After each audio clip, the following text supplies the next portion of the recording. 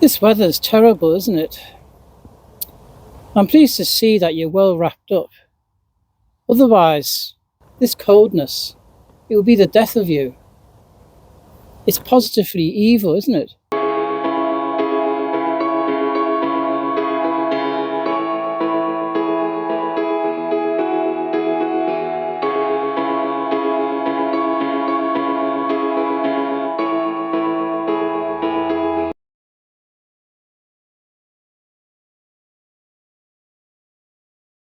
Hello, this is going to be another one of my philosophy videos.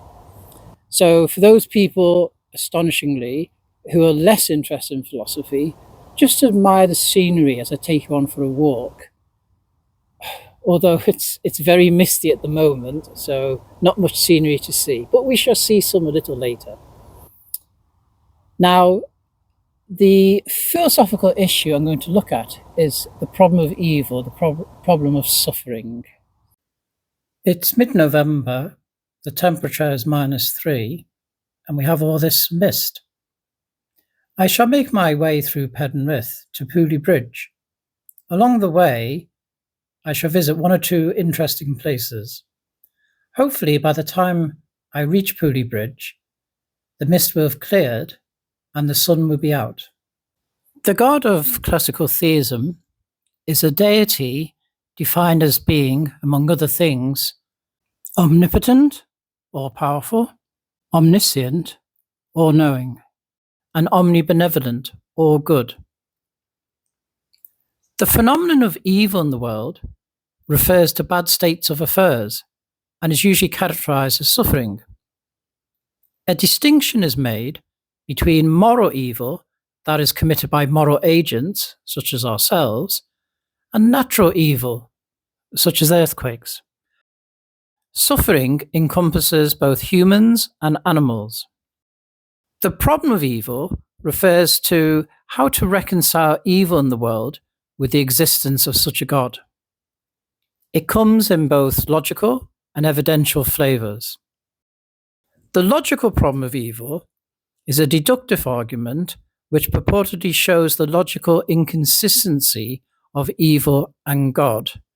It may be formulated as follows. Premise 1, God is omnipotent, omniscient, and omnibenevolent. Premise 2, if God is omnipotent, he can remove all suffering he knows about. Premise 3, if God is omniscient, he knows about all suffering that exists. Premise 4, if God is omnibenevolent, he'd want to remove all suffering. Premise 5, suffering exists in the world. Premise 6, if suffering exists and God exists, then either God does not have the power to eliminate all suffering, or does not know when suffering exists, or does not have the desire to eliminate all suffering.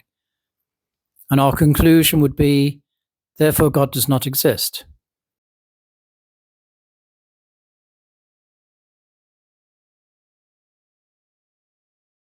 Just to interrupt the philosophy, I have exited Penrith and I'm travelling through Mayburgh Bridge. I've come across Mayburgh Henge, which is a large and impressive Neolithic henge dating back up to about 5,000 years. Across Cumbria, there are many stone monuments.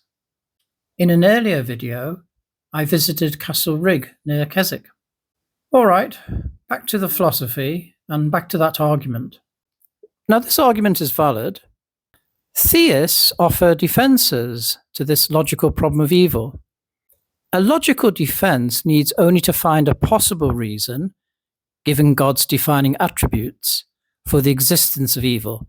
This reason need not be God's actual reason, or even a realistic one.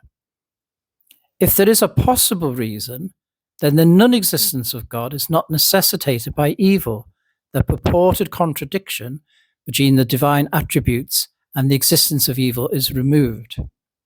Premise 4 in particular is challenged. God permits suffering for a greater good, such as free will or moral development. The notion that a logical defense needs only to find a possible reason feels unsatisfactory. The reason surely required is a morally sufficient reason. That is a reason that is appropriate to evaluate from a moral perspective, not simply from logical consistency. Plantinga suggested free will as a greater good. Indeed, Mackie conceded that Plantinga's suggestion solved the logical problem. Nevertheless, Mackie questioned whether this offered a real solution of the problem of evil. There are many beautiful churches around Cumbria, some large, some small. Some are frequently used, some less so. Some you can go in, wander around. Some are very, very isolated as well. Actually, I think it might be an idea for me to produce a video based on the theme of churches across Cumbria. Let me know in the comments what you think. Back to the philosophy. For such responses, treat the logical problem of evil at a highly abstract level. But there is surely more to the problem of evil than the logical formulation. At the very least, the logical problem of evil is a rough and ready pointer to what an inconsistent set of premises might be, and expresses unease in the compatibility between the divine attributes and the existence of God. Phillips, indeed, argues that nothing is further from the truth than the suggestion that analytical philosophers have solved the logical problem of evil. He argues that the discussion should be grounded in religious meaning, not within the terms of what he considers to be a problematic inheritance of analytical philosophy. Conceding that the existence of evil is logically consistent with the existence of God, Mackie subsequently argued that the existence of evil is strong probabilistic evidence against God's existence. This is the evidential problem of evil. I have finally reached Pooley Bridge, and I'm delighted to report two things. First of all, the mist has lifted, and secondly, I've come across some philosophy students. Look how attentive they are. They want to acquire wisdom. So let's continue with the wisdom. William Rowe famously formulated the evidential problem of evil as follows. Premise 1, there exists instances of intense suffering which an omnipotent, omniscient being could have prevented without thereby losing some greater good or permitting some evil equally bad or worse. Premise 2, an omniscient, omnibenevolent being would prevent the occurrence of any intense suffering it could, unless it could not do so without thereby losing some greater good or permitting some evil equally bad or worse, which results in our conclusion there does not exist an omnipotent, omniscient, omnibenevolent being.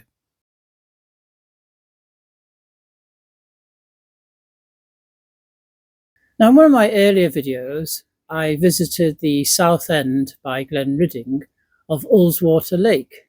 It's one of my favourite lakes in the Lake District. Today, I thought I'd take you to the northeastern end of the lake, which is at Pooley Bridge.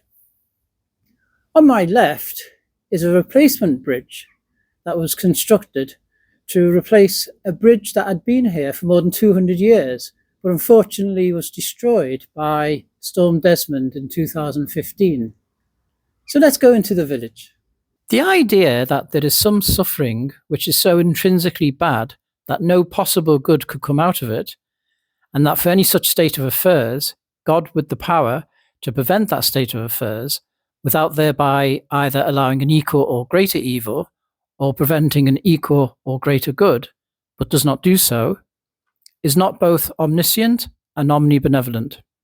Rowe used the example of a 5-year-old girl being horribly murdered, a victim of moral evil, and of a fawn being horribly burnt in a forest fire and left to die, a victim of natural evil. A further paradigmatic example of evil would be the Holocaust. In response to the evidential problem, theists offer theodicies which purport to show what God's actual reasons for permitting evil are, and so attempt to justify the goodness of God in the face of evil.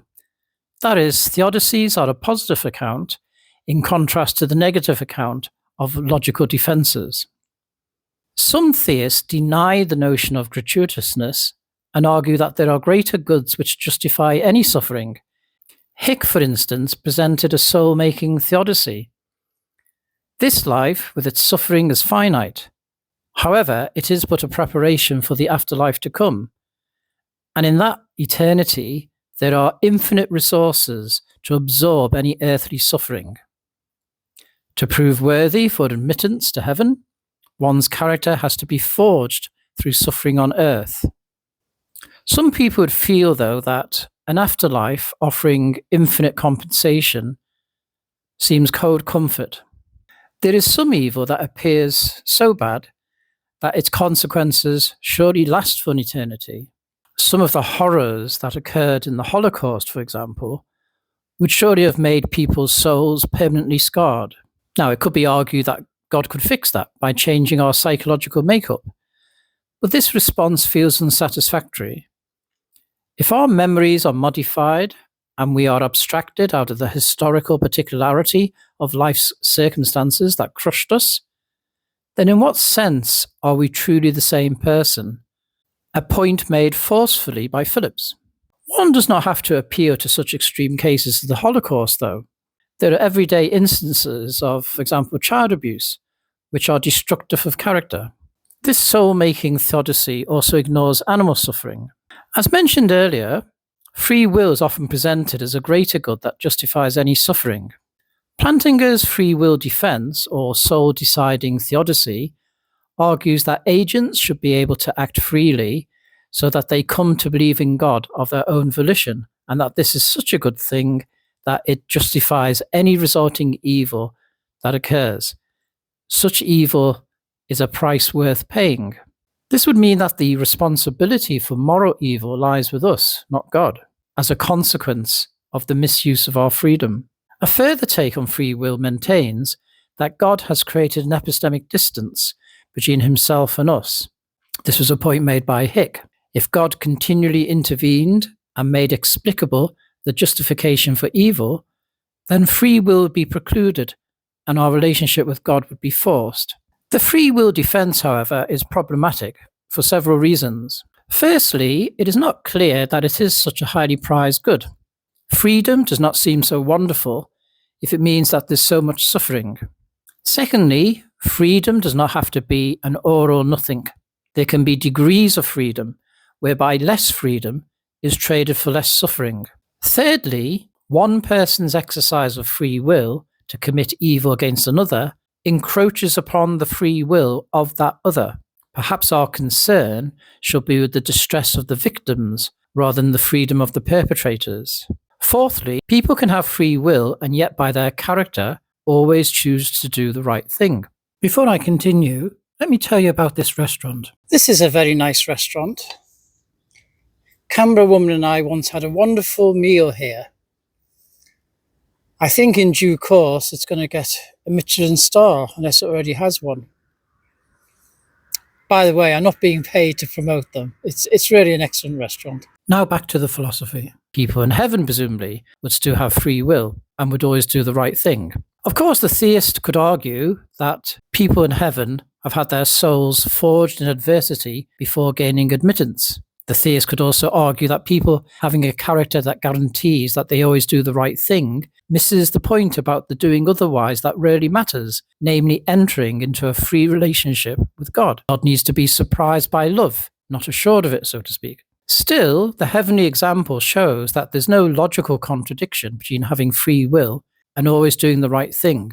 Indeed, Phillips argued that the conception of free will as being able to do otherwise betrays the essence of being absorbed in doing something out of sheer goodness, so that it is unthinkable for the moral agent to do otherwise. Fifthly, the evaluation of what evil is, when free will is exercised, is being done in consequentialist terms. But we may reasonably balk at a calculus.